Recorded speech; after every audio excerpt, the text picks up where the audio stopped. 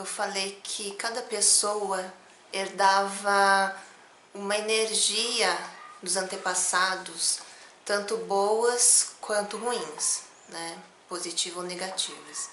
E que você se libertando desse, vamos dizer, karma coletivo, você conseguiria utilizar das qualidades de cada cultura, de cada povo ou de cada raça para o bem da humanidade. Então eu falei que eu sentia em mim uma energia muito forte dos samurais, né?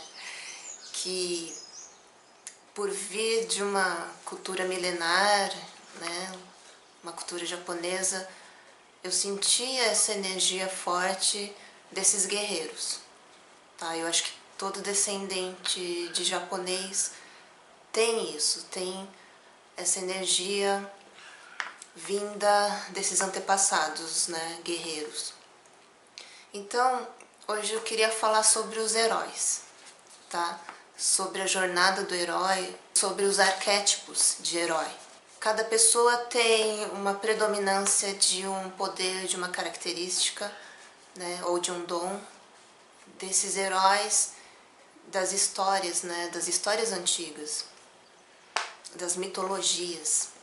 Eu queria ler uma apostila que eu ganhei fazendo um curso de terapia holística, que a aula era sobre os arquétipos e a jornada do herói. Explicava que cada pessoa tem uma fase, né, no desenvolvimento humano, e cada fase correspondia a um arquétipo de herói.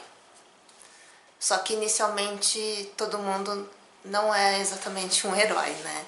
Ele sai de um estado primitivo e aí vai adquirindo características de herói.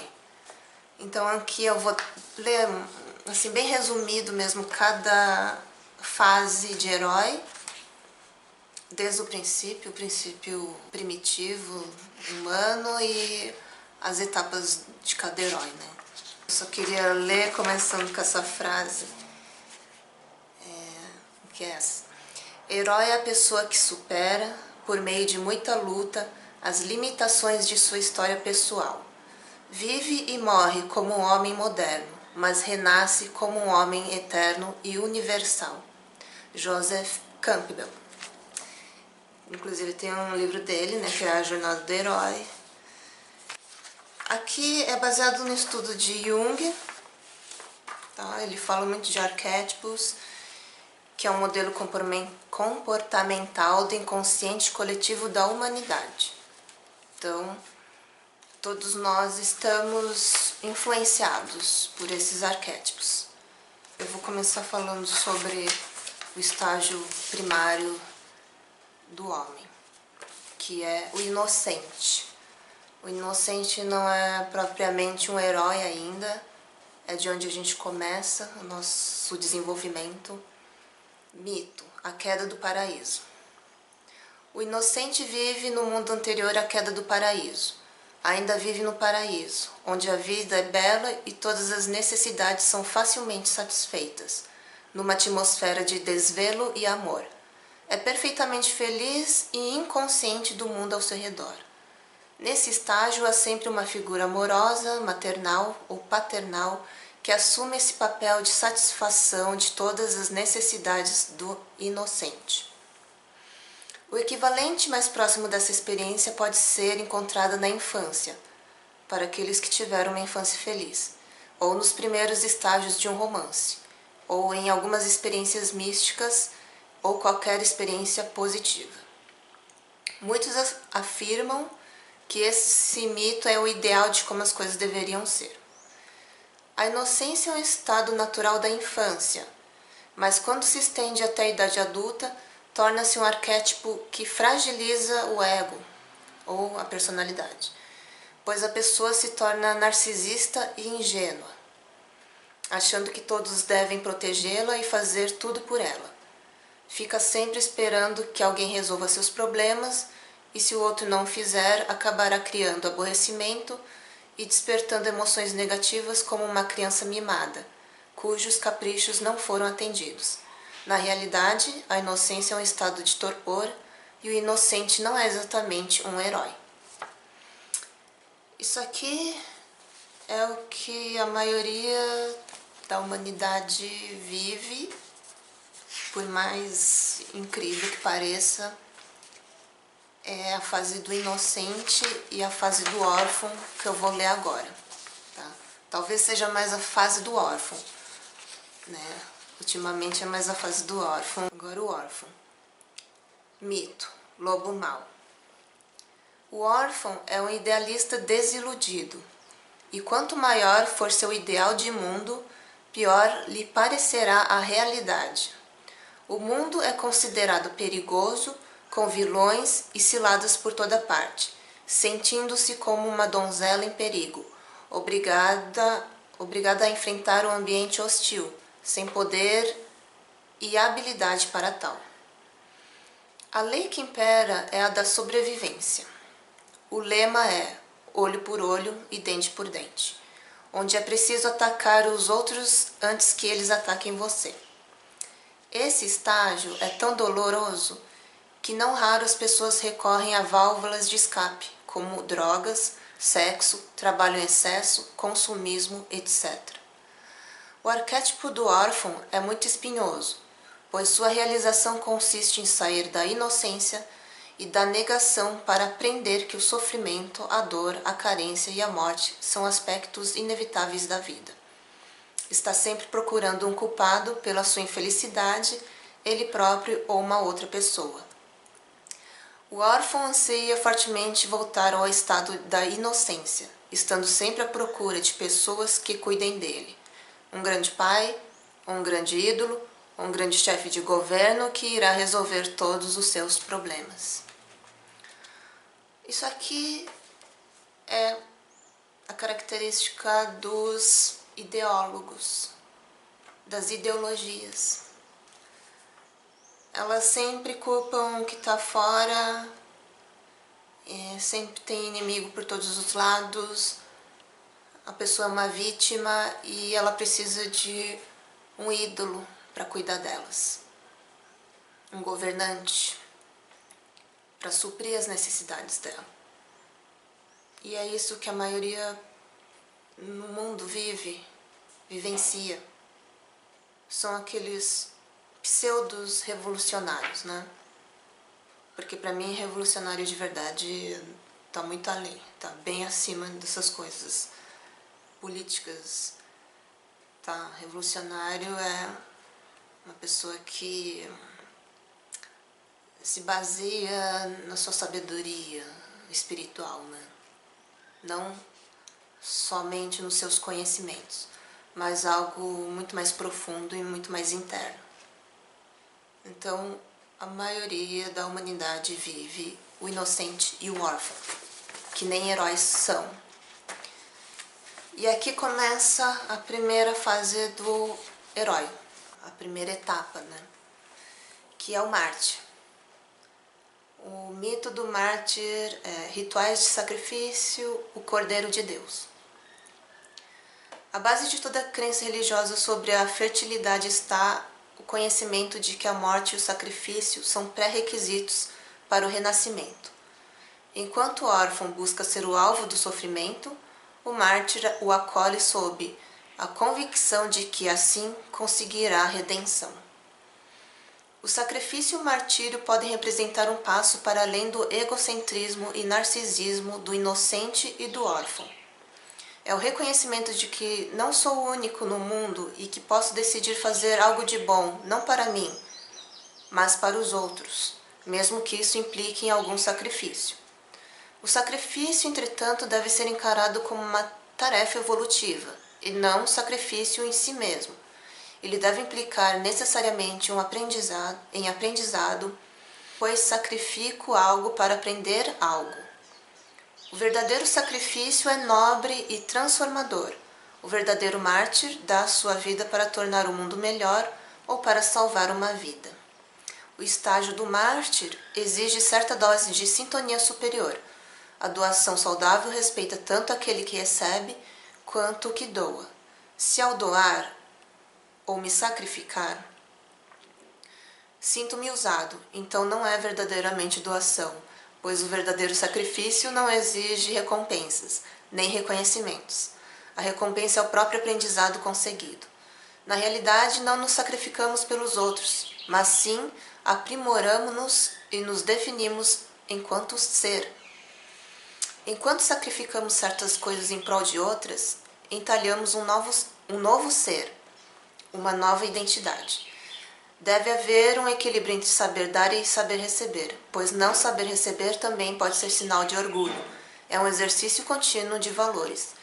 Em estágio mais avançado, o mártir genuinamente acredita que o sacrifício do seu próprio ser salvará os outros. Existem muitas pessoas que fazem de tudo mesmo para os outros, né? Só que a gente tem que tomar cuidado com o pseudo-mártir, que é aquele que faz as coisas pensando em reconhecimento. Esse é um pseudo-mártir. Ele se mata pelos outros, sabe? Faz de tudo mesmo, mas ele no fundo ele fica rancoroso por não ter reconhecimento ou retorno dos outros. Então é preciso ter muito cuidado com essa coisa de sacrifício. O sacrifício ele não pensa em retorno, em reconhecimento, né? Mas sim no bem mesmo, no bem das pessoas, no bem em geral. Aí depois do mártir vem o nômade. Tá? Se bem que, na minha opinião, isso é uma coisa particular minha.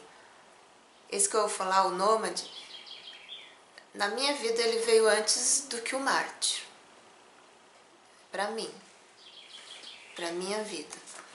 Não tem exatamente uma ordem muito certa, tá? Eu falo que o mártir é o início, mas é porque tá aqui na apostila, de acordo com o estudo, ele é o primeiro. Mas eu não sei, pra mim, observando a minha vida, eu considero o nômade a minha etapa inicial de herói. Então, nômade. Mito, o cavaleiro errante. O arquétipo do nômade é exemplificado pelas histórias do cavaleiro errante, do cowboy, do explorador e do aventureiro que partem sozinhos para conhecer o mundo. O objetivo é iniciar conscientemente a própria jornada, sair e enfrentar o desconhecido. A vida não é mais um sofrimento, como é para o mártir, mas sim uma aventura. Esta jornada pode ser tanto interior como exterior. O nômade dá um salto de fé, descartando as velhas regras sociais e procura descobrir quem é e o que quer da vida. Há os nômades que literalmente saem pela vida experimentando novos comportamentos e novas situações, e aos que fazem suas explorações pelo mundo interior, buscando independência intelectual e nos relacionamentos. Ambos mostram uma clara oposição ao contexto social e cultural onde vivem. Tendem a desconfiar das soluções ortodoxas e das respostas dadas por figuras de autoridade. Buscam suas próprias verdades, mostram-se radicais, idiosincráticos e pouco conservadores na busca de sua verdadeira individualidade. Se a história do órfão começa no paraíso, a do nômade inicia no cativeiro, onde o vilão é o status quo vivido até o momento, isto é, o conformismo e a falsa identidade impostos pelos papéis sociais da cultura predominante. Sua principal tarefa consiste em reconhecer que o sistema social é uma prisão, que as regras são o vilão e procuram abandoná-lo.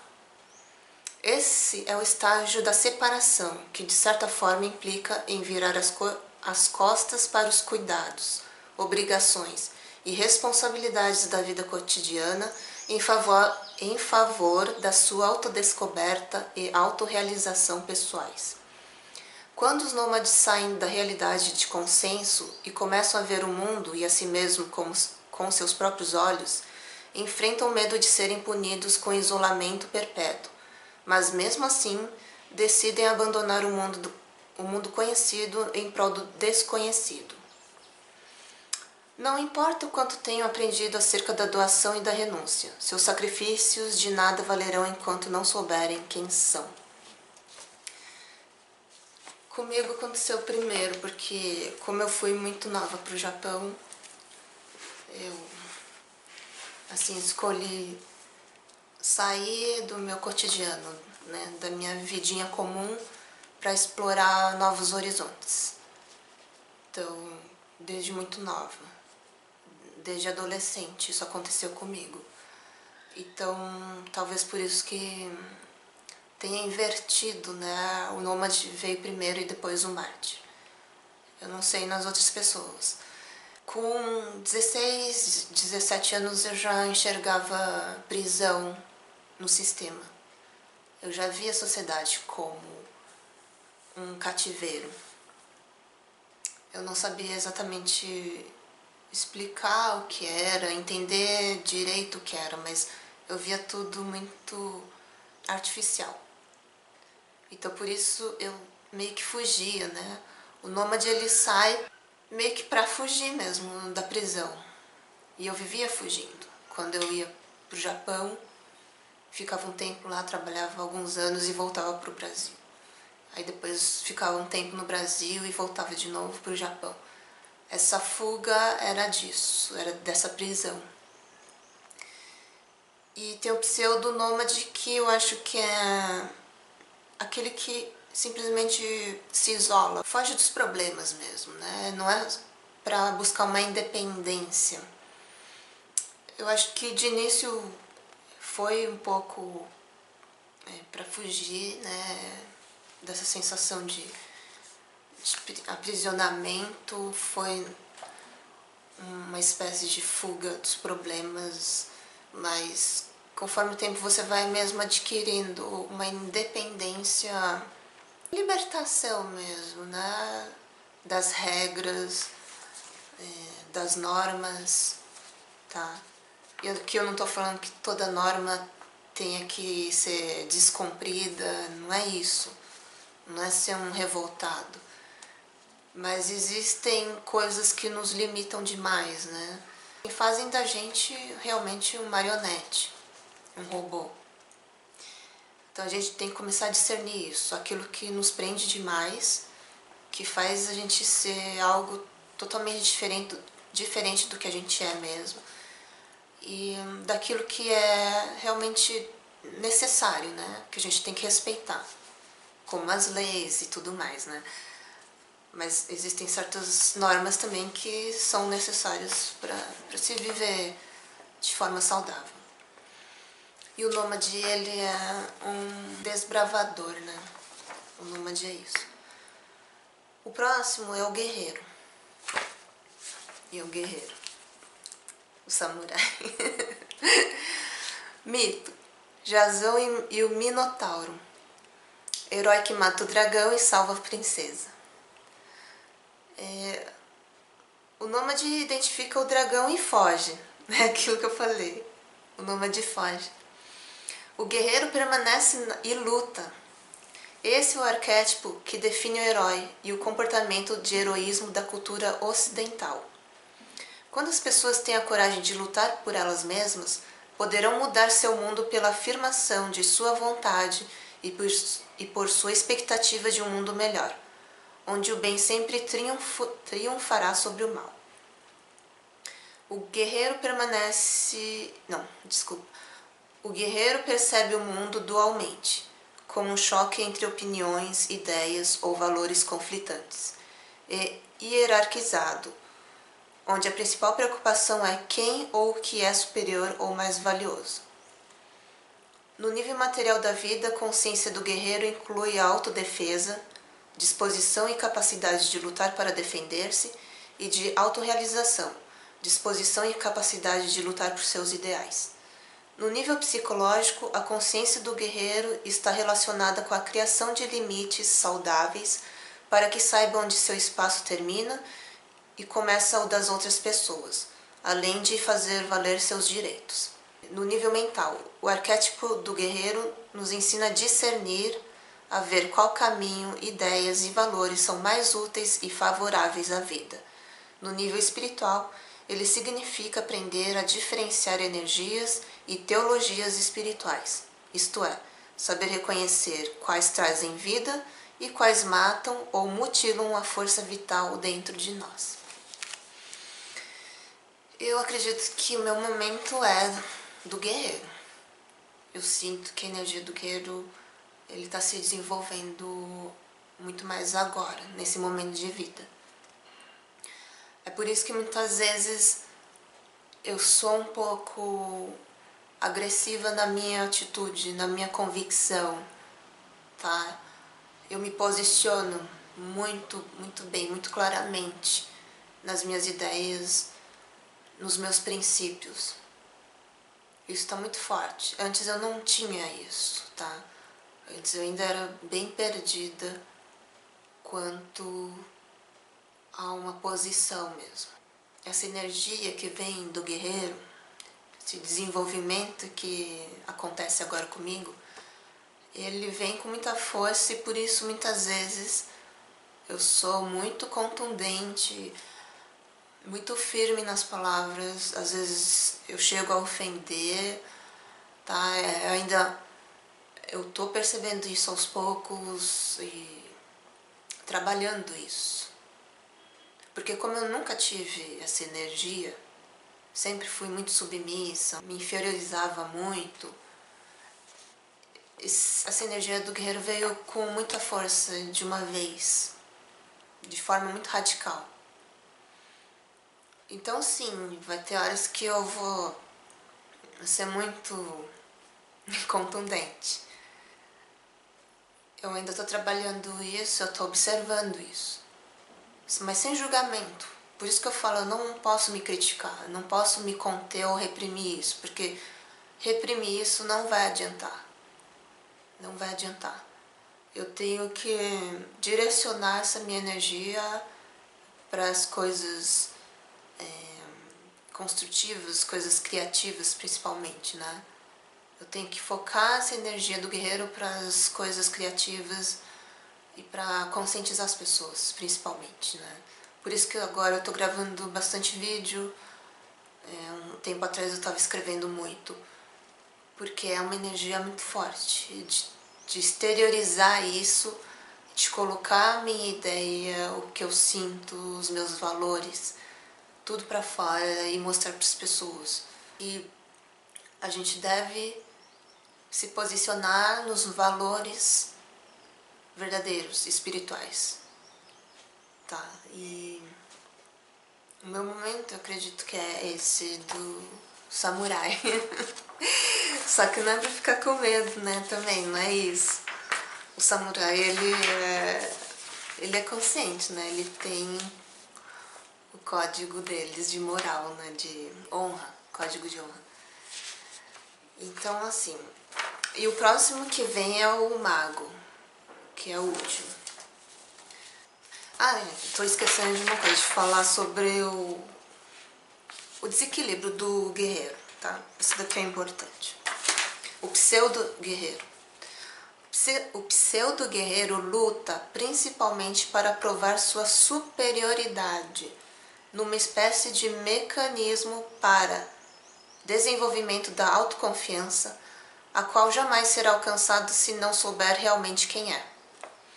Se o guerreiro ele não tem consciência de quem ele é, ele vai usar essa força para destruir as pessoas, né? Vai ser destrutivo.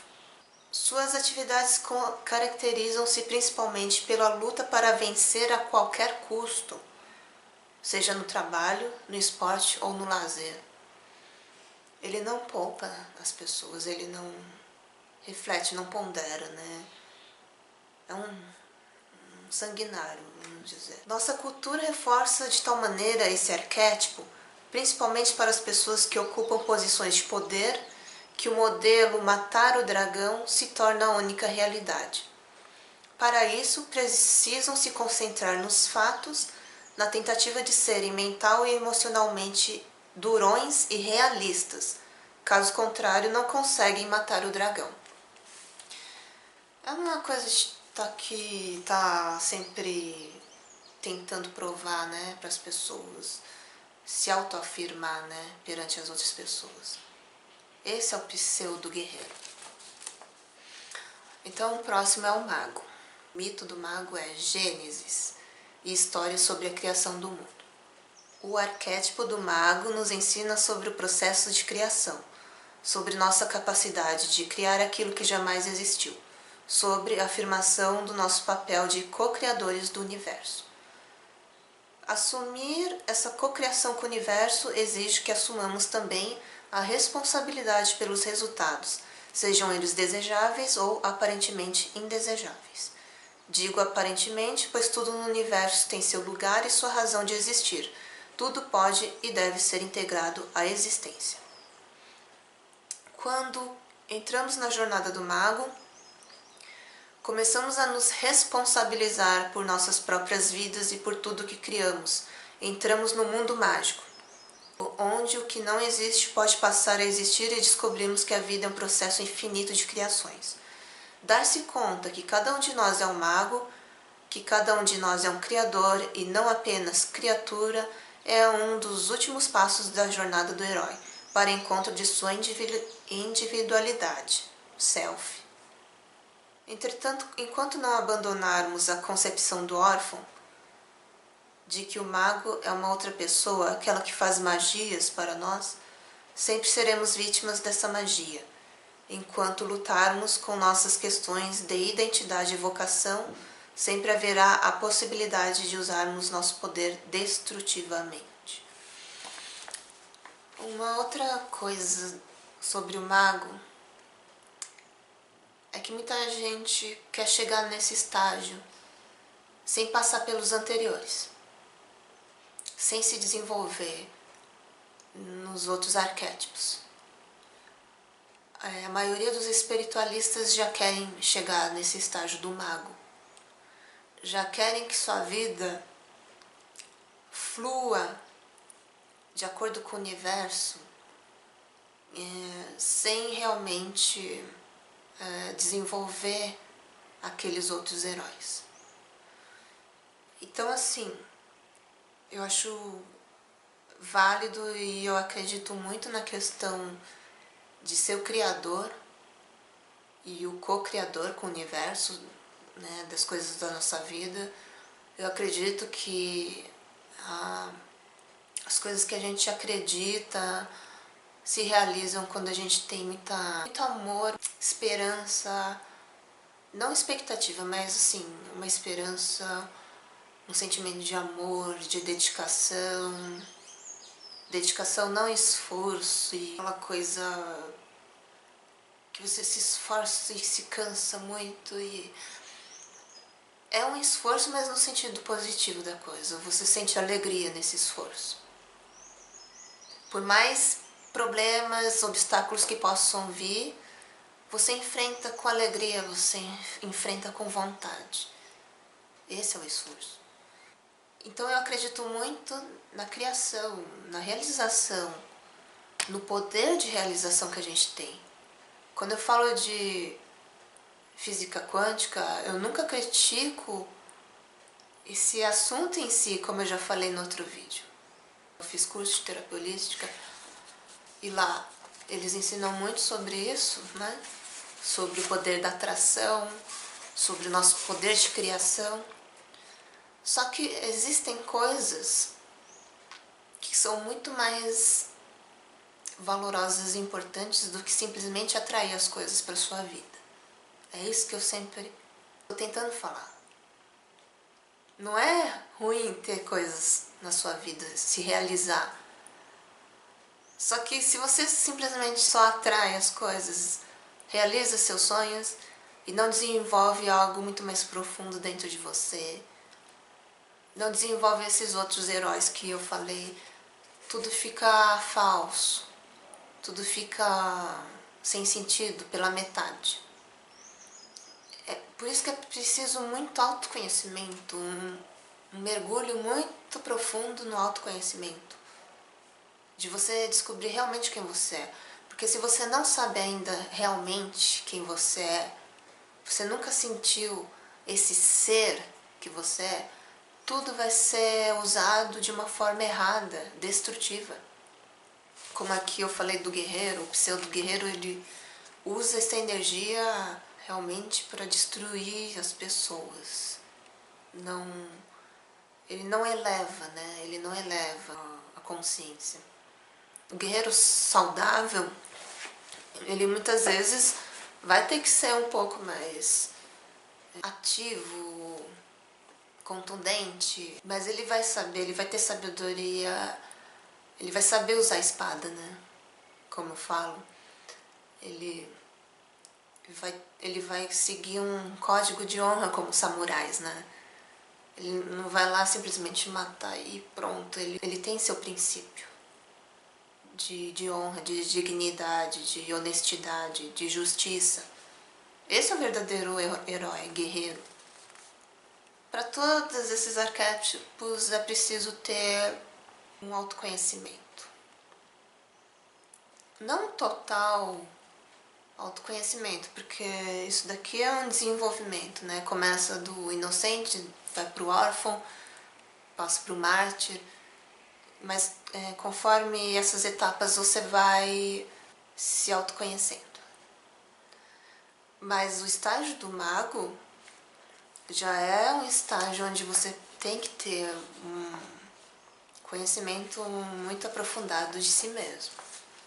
É um mago que realiza os seus sonhos, mas sempre em prol do todo, dos outros. Não existe só a realização pessoal própria. A realização do mago verdadeiro, ele inclui os outros. Não é só para ele mesmo. Não adianta simplesmente ter prosperidade se essa prosperidade não está criando algo de bom para os outros. A prosperidade sua, em todos os sentidos, tem que estar sendo usado como instrumento para o bem dos outros, para a elevação espiritual e consciencial dos outros. Nesse curso que eu fiz, tinha um teste aqui, tá? Eram 36 perguntas e aqui mostrava o quanto a gente tinha de mago, nômade, guerreiro, mártir, órfão, inocente. Tinha até um gráfico aqui. Na época que eu fiz, foi até interessante. O meu mago, ele estava muito alto, né? Ele estava muito mais acima dos outros heróis. O meu guerreiro estava muito baixo, muito. E o meu nômade estava alto também. O inocente e o órfão estavam no mesmo nível, só que também baixos. Mas o mártir, o nômade e o mago estavam bem elevados. Aí era até estranho pensar, mas se eu não desenvolvi muito bem os outros, por que o mago estava tão alto? O professor explicou lá que não existe exatamente uma ordem desse desenvolvimento. Então, dependendo da pessoa, muitas vezes você vai desenvolver mais antes do que os outros. E ela explicou que talvez o meu mago estivesse elevado, porque como eu sou muito ligada à espiritualidade desde adolescente, desde muito nova, então eu desenvolvi isso muito em mim, só que não desenvolvi numa plenitude esse mago, né? Eu não desenvolvi esse mago pleno, esse herói pleno. Mas eu tinha muita percepção e conhecimento e intuição, né?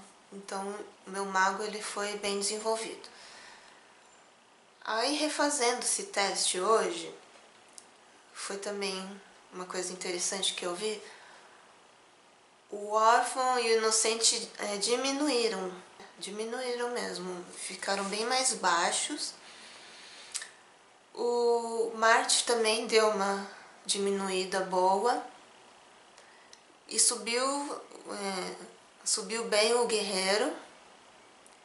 O Nômade também caiu bem, talvez porque eu voltei do Japão e estabeleci aqui, não continuei mais fugindo, entre aspas, né, do meu ambiente, do meu lugar. O guerreiro subiu e o mago, ele também deu uma baixada, mas ele nivelou com os outros. Ele nivelou. Como está desenvolvendo os outros arquétipos em mim, a energia ela deixa de focar só num e passa a se equilibrar nos outros arquétipos, né? Então, o mago ele não está tão alto em relação aos outros como estava anteriormente. Ele deu uma nivelada, ele está mais ou menos quase no mesmo nível dos outros heróis. E o bom é que o inocente e o órfão caíram lá embaixo. Esses são os arquétipos dos heróis, né, que a gente tem que ir desenvolvendo. E outra coisa que eu queria mostrar aqui, que é de novo do meu oráculo dos deuses, heróis e titãs da mitologia grega, que seria o herói aqui em questão, Aquiles. A carta do Aquiles representa a glória. Aquiles é filho da ninfa oceânica Tétis e do rei Peleu. Ele é um herói extremamente complexo, figura central na Guerra de Troia, que usa uma armadura feita pelo deus Hefesto. A Guerra de Troia não teria sido ganha sem Aquiles. Ele foi sem dúvida o mais valente guerreiro que já existiu, porém também foi castigado por causa da sua humanidade.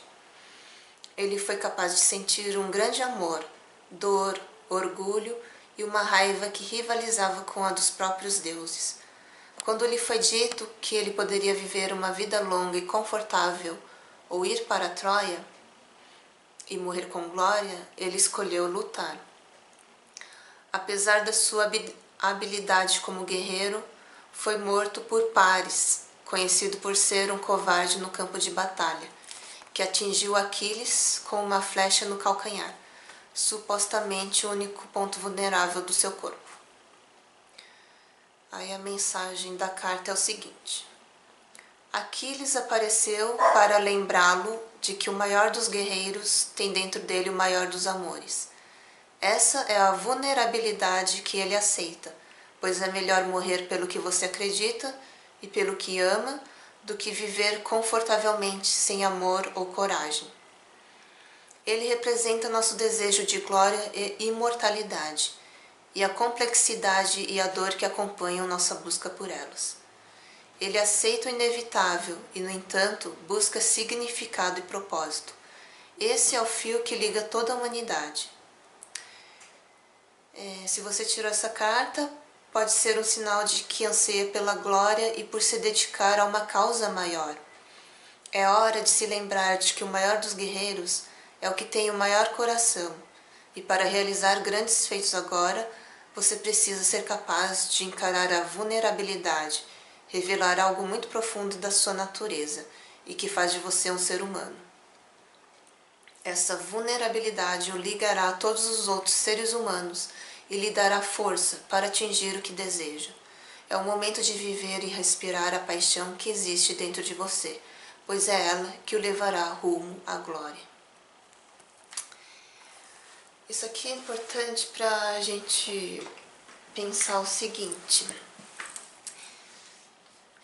antes da gente querer ser um iluminado, um santo, uma pessoa perfeita, a gente precisa desenvolver esse herói em nós. O herói, ele é imperfeito, ele tem suas fraquezas, tá? Todo herói tem suas fraquezas, mas ele tem um poder e ele usa esse poder para ajudar as pessoas, para enfrentar os obstáculos, os inimigos. Ele não é perfeito, mas ele existe para ajudar as pessoas. E ele sempre luta por valores superiores, valores de justiça, de moral, de bondade, altruísmo. Sempre se guia por esses valores, por mais que ele ainda tenha suas fraquezas. Nosso mundo está carente de pessoas assim. Primeiro porque as pessoas não acreditam mais nessa característica de herói. As pessoas acham que isso daí é só um mito, que não existe herói, que herói só está nas historinhas. A gente precisa desenvolver, sim, essa dignidade, essa honra, ser um guerreiro, mas um guerreiro que tenha sabedoria, princípios elevados. Essa coisa de tentar ser perfeito, ser iluminado, ainda é uma armadilha. Você tem que ir desenvolvendo as capacidades naturais suas, os dons, e utilizando esses dons, mesmo que você tenha suas fraquezas. Porque é na utilização desses dons, desses poderes, é que as fraquezas vão diminuindo. Não há como pular esse estágio, tá?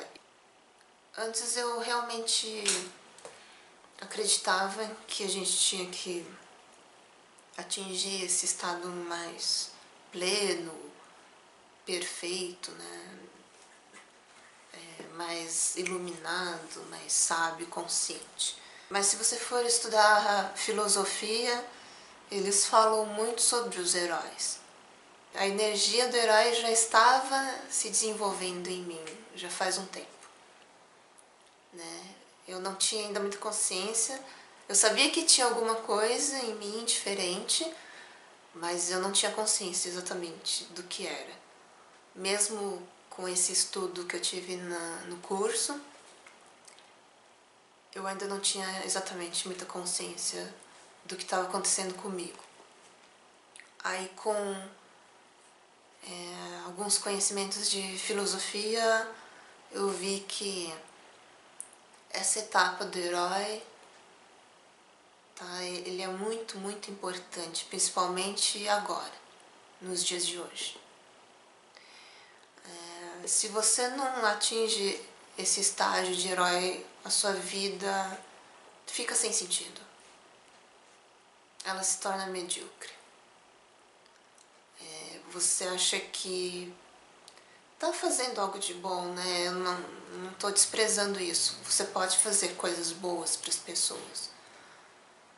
Mas o herói, ele tem algo muito além, muito superior a tudo isso.